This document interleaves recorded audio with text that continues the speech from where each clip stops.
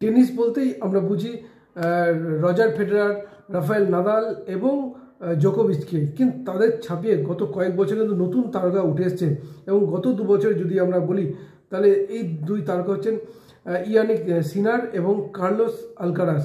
এবং বিভিন্ন টুর্নামেন্টে কিন্তু একে অপরের মুখোমুখি হয়েছেন এবং কেউ জয় ছিনিয়ে নিয়েছেন, বারবার বাজিবাদ করেছেন একে অপরকে ছাপিয়ে যান। কিন্তু এবারে যেটা হলো, অর্থাৎ এর আগেও আমরা যদি বলি ফরাসি ওপেনে স্পেনের আলকারাসের রুদ্ধশ্বাস প্রত্যাবর্তন দেখেছিল এবং শেষাশি হেরেছিলেন কিন্তু ইটালিক সিনার। কিন্তু এবার অর্থাৎ অংশ স্টেডিয়ামে অর্থাৎ আমেরিকার যে প্রতিদ্বন্দ্বিতা, সেই প্রতিদ্বন্দ্বিতায় 4 সেটের লড়াইয়ে কিন্তু 6-2 এবং 3-6 এবং 6-1, 6-4 প্রায় একতরফা জিতে চ্যাম্পিয়ন হলেন আলকারাস। অর্থাৎ দীর্ঘদিন ধরে কিন্তু এই 2 জুটি কিন্তু বিভিন্ন প্রতিযোগিতার কিন্তু ফাইনাল খেলে এসেছেন। 3 বছর আগে যুক্তরাষ্ট্র ওপেন থেকে বিশ্বের সামনে নিজেকে মেলে ধরেছেন আলকারাস এবং তারপর থেকেই বলা যায় বিভিন্ন খেলায় কিন্তু ইয়ানিক সিনার তিনি কিন্তু ছাপিয়ে গেছেন। কিন্তু এবারে সেই আলকারাসকে জয় দেখল এবং মাঠে ছিলেন কে? মার্কিন প্রেসিডেন্ট ডোনাল্ড ট্রাম্প।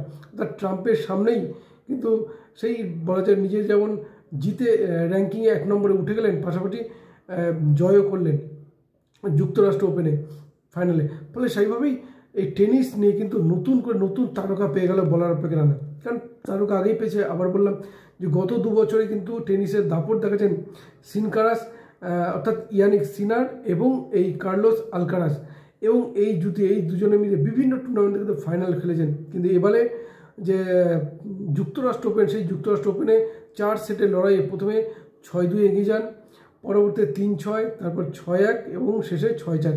অর্থাৎ একতরফা জিতে চ্যাম্পিয়ন হলেন কিন্তু আলকারাস এবং সঙ্গে নিজে সেই র্যাঙ্কিংয়ে শীর্ষস্থান দখল করলেন। এবং সেই খেলায় কিন্তু উপস্থিত যে মার্কিন প্রেসিডেন্ট ডোনাল্ড ট্রাম্প। ফলে সেইভাবেই সেই নিয়ে কিন্তু উন্মাদনা ছিল মানুষের মধ্যে, ক্রীড়াপ্রেমীদের মধ্যে, এবং সমস্ত কিছুকে ছাপিয়ে যায় কিন্তু ট্রাম্পের উপস্থিতি। এবং সেই ট্রাম্পের উপস্থিতি থাকলেন আলকারাস নিজের সিংহাসন পুনরায় দখল করলেন। কাকে হারিয়ে? তার প্রবল প্রতিদ্বন্দ্বী ইয়ানিক সিনারকে দিয়ে হারিয়ে। তখন এর আগে আমরা দেখেছি যে সময় আমরা যদি বলি যে সময় রজার ফেডারার রাজত্ব করছিলেন, সে সময় কিন্তু উঠে আসেন রাফায়েল নাদাল, প্রবল প্রতিদ্বন্দ্বী লড়াই হতো তাদের মধ্যে, এবং তারপরে উঠে আসেন জোকোভিচ। অর্থাৎ সেই সময়টার পরে নতুন যে হাড্ডাহাড্ডি লড়াইয়ের জুটি, তা হচ্ছে ইয়ানিক সিনার এবং কার্লোস আলকারাস। কী বলবেন আপনারা? অবশ্যই আপনাদের মতামত জানতে পারেন কমেন্ট বক্সে।